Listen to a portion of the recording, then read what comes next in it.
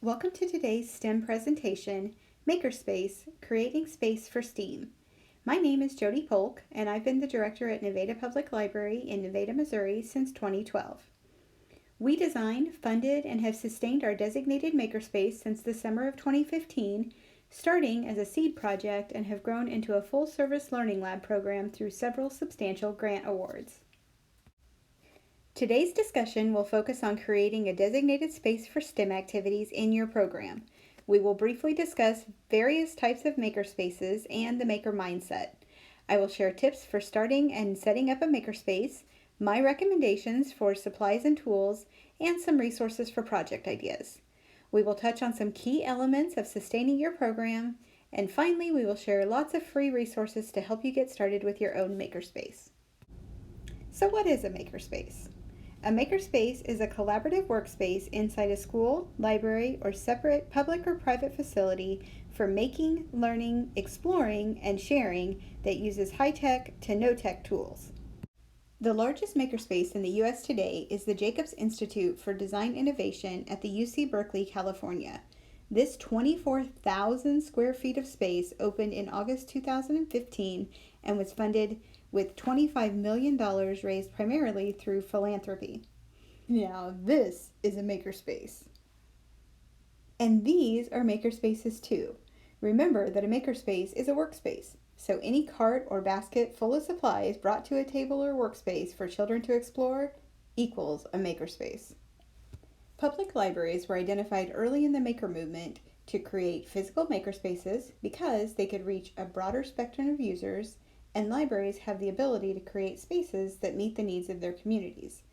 Public libraries, large and small, were eager to embrace the maker explosion. Academic libraries are slightly different from public library makerspaces because their equipment and their resources usually align closely with the curriculum that they offer. School libraries are much like academic libraries because their tools and projects are geared towards curriculum. Mobile makerspaces are much like a bookmobile, kind of like a mobile makerspace, like a bus or an RV or even a large van loaded with tools and supplies, and they bring the makerspace to you. Larger communities are seeing membership-based and private makerspaces pop up. These huge labs include high-end equipment such as laser lathes and plastic casting, and even brewery equipment and 3D printers that use precious metals. So let's talk a little bit about the maker mindset. The ultimate goal of making is to inspire participants to collaborate and to create something from scratch that relates to something that they are interested or passionate about. Makers lead their own pursuit of creation. The engineering process encourages students to take risks and to try new approaches when they fail, which is important during the learning process. By putting makers in the driver's seat, they build higher order thinking and problem solving skills throughout the learning process. This in turn promotes a sense of self-confidence since they are the ones making the decisions for their creation and or the project along the way. So basically, we have the tools and the materials available and we supervise the users for safety, but the makers are the teachers and they really decide what the finished project should be. Some tips for getting started. 1. Identify your goals. 2. Designate a space and secure funding. 3. Gather supplies and tools. 4. Define expectations. This is really important. 5. Launch your program. And finally, learn how to sustain it. It's important that you don't get caught up in what others are doing. If you look out on the internet, you will find hundreds of thousands of different ways to have a makerspace. But focus on your overall goals and what you want to do in your makerspace in the first place. Finding your why and being clearly defined with that really helps you in your makerspace journey. Having your goals clearly defined will really help you, especially with purchasing. Consider it like a grocery list. Research your learning objectives for the tools that you want to invest in because shiny object syndrome is very real. You may end up with 4 different robot platforms, but they all use block-based programming. And chances are if you bought 4 different robots, you were hoping for a little variety for your learners. Clear goals also help you when you're trying to help others get it. When you know why you're building your makerspace, it's easy to help others understand the purpose for your program and why you need the space as well. And finally, measuring success. This is not about grades or student testing. This success is actually your focus for the key of funding and sustainability. So make sure that your goals are specific, they're measurable, attainable, relevant, and time-based. You need to show your stakeholders that you are making an impact, and that helps to reveal whether or not you're on the right track to achieving your vision. So at Nevada Public Library, our why was this great group of tweens and teens that we would see every day after school. They would either walk to the library or ride the bus here. They'd use their hour of computer lab time to play Roblox or to do some kind of online gaming. And then they would wait around for their friends to finish, or they would just leave the library. And it's great. We wanted them here at the library, and it was a safe place for them to be, but we wanted to make it even better. And so we asked them what they would want to do if they had an entire afternoon to explore new skills. What were the things that they wanted to do at school but maybe weren't getting to do? And we kind of heard their voices. We asked for their input, and it turned out that some real world skills like sewing, woodworking, and even robotics, they felt like those kinds of programs were limited to either honor students or high achieving students and were more exclusive in our school district. They definitely didn't want more classroom time, but they wanted to come to the library and focus on two main areas. That was crafts and then game and content design. So the next thing you have to consider when you're setting up your program is when will you hold your activities? And for us, our focus was on after school hours, as I had mentioned before. And so the next thing I had to consider was how was I going to staff this? We had different staff working on alternating days, and my afternoon staff, one of them was like, no way, I don't want any part of that. And the other part was like, yes, let's do it. I want to build cool stuff with teenagers. And so I definitely was limited on the number of days that we could hold this type of program. But if you already have an after school program established, then part of that work is done for you. One of the challenges with holding programming for teens is how do we get them to come? And so food is a big motivator, but if you have a designated program and the kids are already coming to your space, you have a captive audience. And so that's a great place to start. The best way to furnish your new makerspace is to repurpose the existing space that you have and find new ways to use the furnishings that are already available to your program. The biggest question we always get asked about, what do I need for my makerspace? And the easiest answer is whatever you already have. Finding the money can be a little tricky, but grants, they are everywhere. There are dozens, if not hundreds, of websites out there to guide you to find educational grants and STEM grants. So definitely do your research and find those. And then sometimes you can find company sponsorships, even within your community, and we'll talk a little more about that later. You could send a wish list for donations and supplies home for your students, but beware. You do not want all of Grandma's craft closet brought to your makerspace. And then finally, you could do fundraising campaigns. These are usually best if you have a targeted purchase, like a collection of robots or something like that, instead of an overall program request. The next question is where? Where will we have our makerspace? My advice is start small. You already have a lot on your plate, and you're not expected to develop an award-winning, technology-driven, curriculum-connected makerspace right away. Start with what your budget allows and grow your space and activities by testing and learning what works and what resonates with your students and the community. As I mentioned at the beginning, anything can become a makerspace with the right tools and supplies. So start small. Create STEM stations. These are like roll-up carts that you can just roll right up to a table and the table becomes a makerspace. We call those pop-up activities.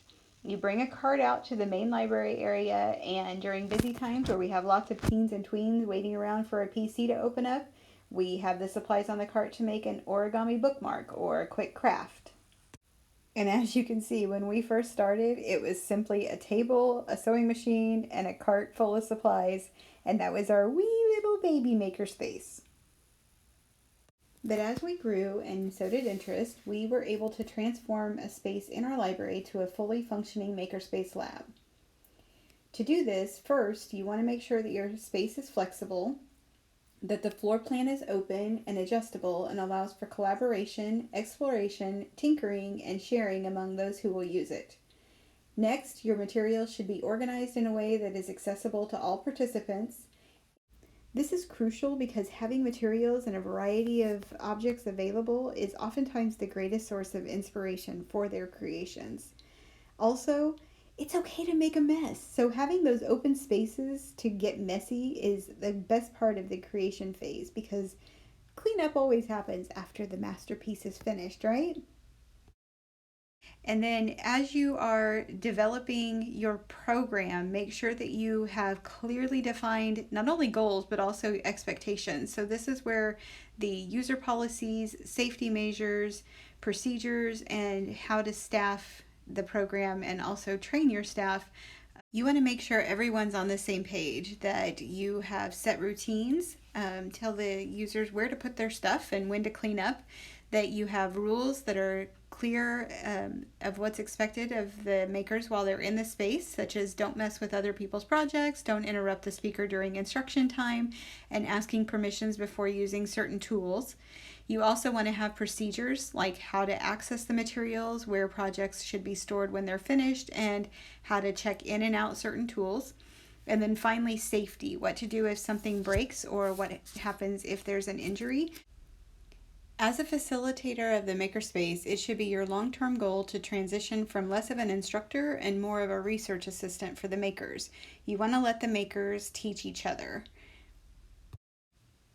And establishing a learning model is really important, especially with the maker mindset. It's so different than the traditional step-by-step or classroom learning model, and it's important for your staff and your volunteers, if you bring in any kind of mentoring program, that they understand that the maker is exploring their own methods to improve their project. So I've included these 3 titles as great ways to share the maker mindset. All right, here we go. You've gone through all of the planning phases and you're ready to stock up your makerspace. At NPL, we divided our tools into 4 main categories: crafts and hobbies, building and DIY, content creation, and coding and technology. While each makerspace is different, you will find some similarities when it comes to skills and the types of projects. Whichever direction your makerspace takes, always consider leaving projects open-ended and focus on those that gauge the student's interest. I thought it would be kind of fun to walk you through our makerspace cabinets and show you what we have in our space.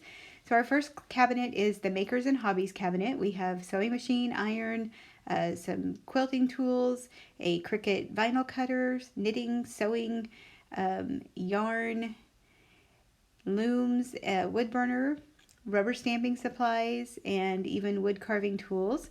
Obviously, safety is an important aspect when we're dealing with these types of tools. Even though they are crafts and hobby activities, there can be very sharp objects, and so our makers know that there are certain tools that need to be requested and they are not open access without supervision.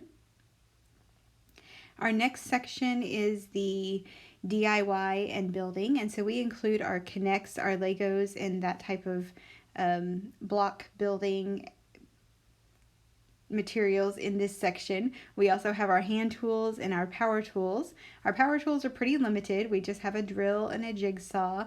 We count our hot glue guns in the power tool area because those also require extra supervision, so our makers know that that is something that has to be requested from staff. Our attaching items are also considered tools, so glues, tapes, string, binders, rubber bands. That is also for safety reasons. Those things can become catapults and projectiles. And you'll also notice that this is where we keep our safety supplies.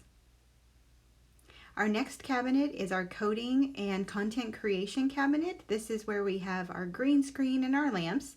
any of our video production equipment, and then the circuitry and electronics such as makey, little bits, and snap circuits.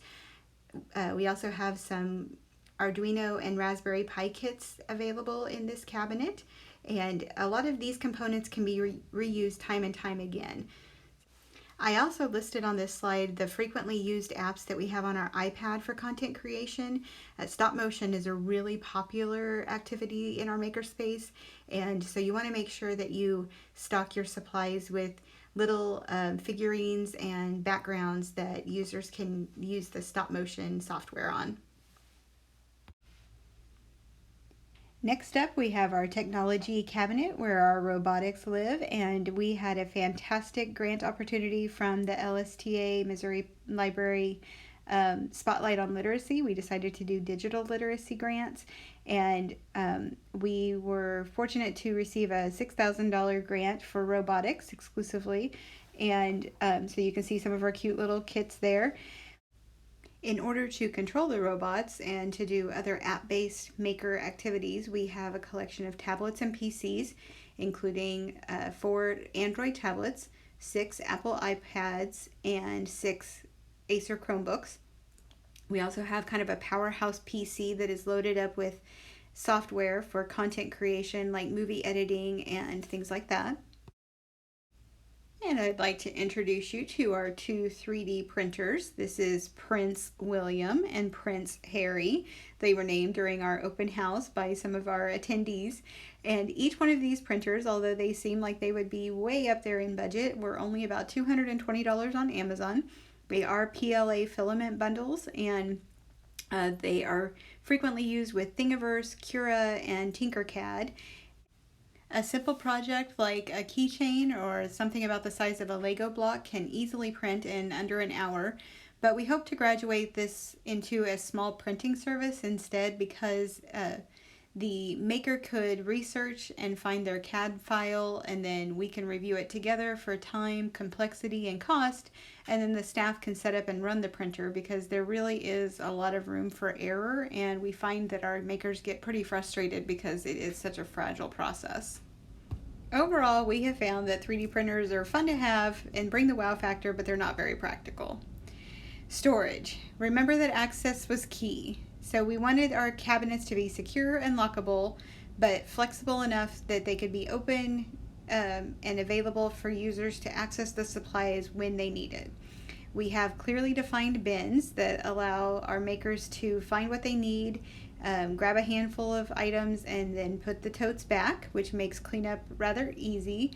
Then we also wanted to make sure that the cabinets were lockable during the times when that space was used for other purposes, and that was to hopefully eliminate theft and to prevent exploration by unsupervised users. These cabinets are awesome. I've put a link on there from Amazon. And we'll talk about consumable supplies. We break ours down into sections of the home. So we have from the kitchen, from the craft closet, from the office and the school area, and then from the garage. And we find it's a little easier to maintain what we need for our wish list when we go shopping if we can break them down into those types of categories. So these are those low cost but quickly consumed items that you want to have in stock. But you'll notice, in addition to the things that you would need to purchase, there are lots of recyclables, and we call that upcycling. And then one of the really fun ways is taking apart some old equipment and devices that you can kind of salvage parts from those. I've included this list from the Maker Librarian Sourcebook. I thought it was a great list for low-budget elementary school-focused makerspaces. You can see that the estimated cost for all of these things on the list would be around $500 to $1,000, usually an attainable budget for a startup. And then I also listed NPL's most requested maker items there on the right.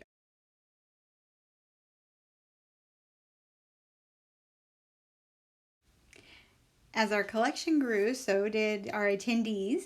So we had to split our maker activities into age groups. And so on Maker Mondays, we were holding programs the first Monday of each month for kindergarten through second. The second Monday was for third through fifth. And then the third Monday of the month was for middle school and high school students to come in and usually do guided activities. We also partnered with the Vernon County 4-H Club, and we had a robotics club that was well attended by boys and girls. That was part of the Lego First Challenge. And then we also added Lego Builders Club to our programming. This was a request from our makers that they just wanted to get together and build with our Legos and bring some from home.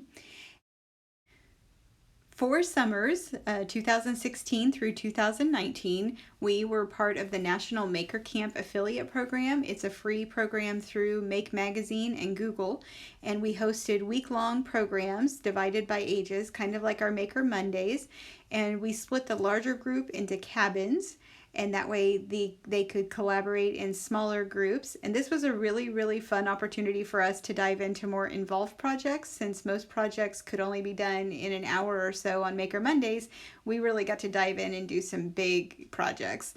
And then finally, any activity that you host in your space should have an opportunity for the maker to share their projects.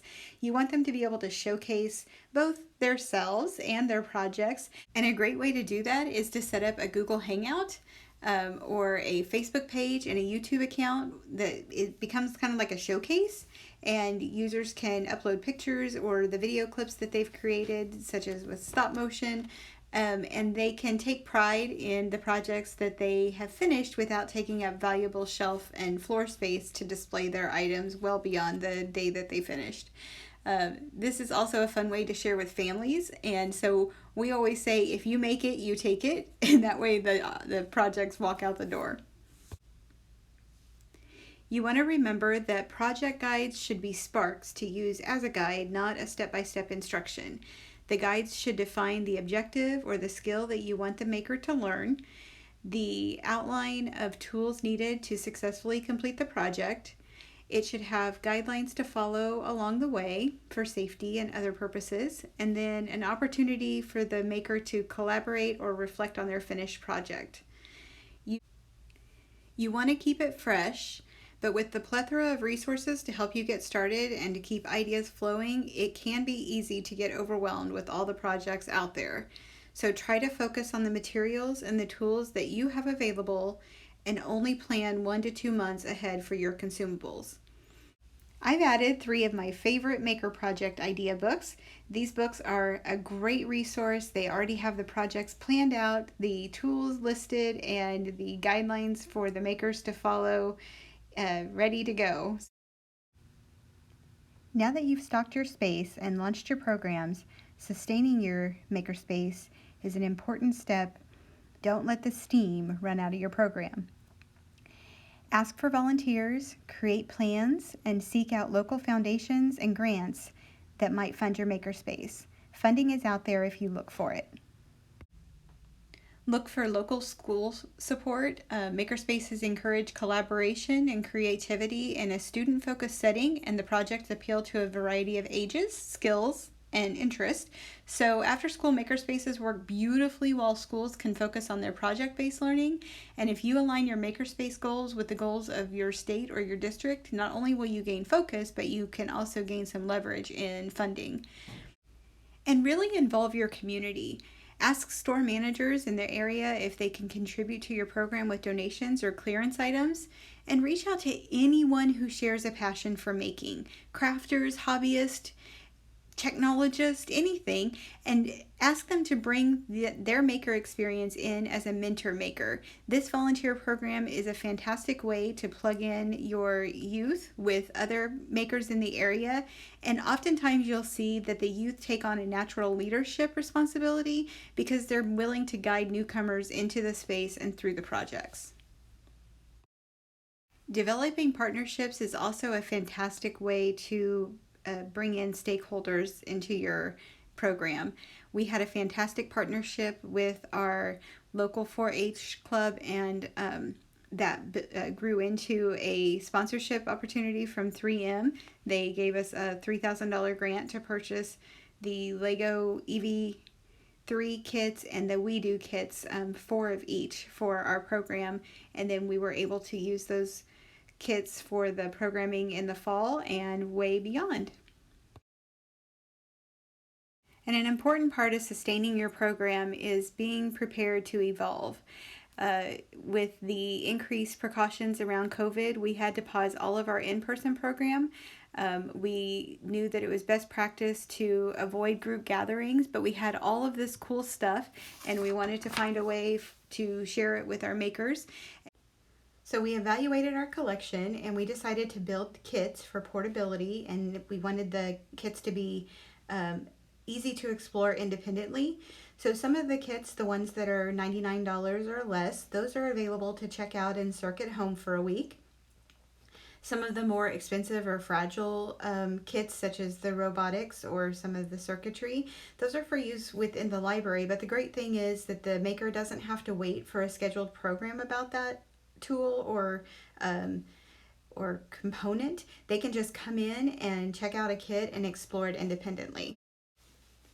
And since these kits were going to be used at home and may require some extra guidance for the maker, we created a clickable PDF called the Maker Challenge Playbook. It's available on our website, and the maker chooses which topic that they want to focus on, and then they click on the tool or the skill that they want to explore within that topic, and it opens up a guide that is pretty open-ended but still helps to guide the maker in using the kit and allows them to see what other resources are available, such as what books are available in the library about that topic.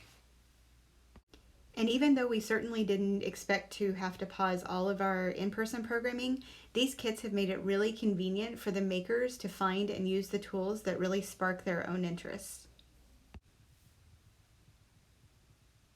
I've included some resources that may be available from your public library. Ask them about circulating their STEAM kits. They may have some available. You can also ask about tool libraries, or other libraries call it a library of things.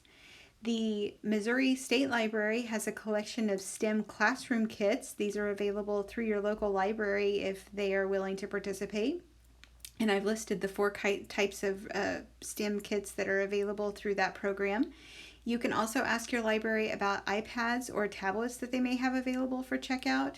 And then, of course, any kind of project idea books. Even if your library doesn't have them in stock, they may be available on interlibrary loan for free. I've also included some resources for free apps and online learning. So there's a link there for free maker apps. Again, you can request a PDF and I'll be happy to email this to you for clickable links. And then I also included the frequently used free programming platforms that we use most commonly in our makerspace. And then finally, I encourage you to follow maker groups on social media. You'll find a wealth of knowledge and experience from lots of makers who have been there and done that. They can give you tips and tricks to help with your specific program, and we learn more from those social media groups than we often do in books and resources that are out there. So thank you again for attending today. My name is Jody Polk, and you're welcome to contact me. I have an email there, and then of course through our website you can review the Maker Playbook or explore our catalog for some of the STEM to go or STEAM to go kits that we have in our collection. And I'm always happy to help you out as you get started with your maker program. Just remember, we are all makers, so be flexible and willing to make mistakes and start over. Don't be afraid to fail.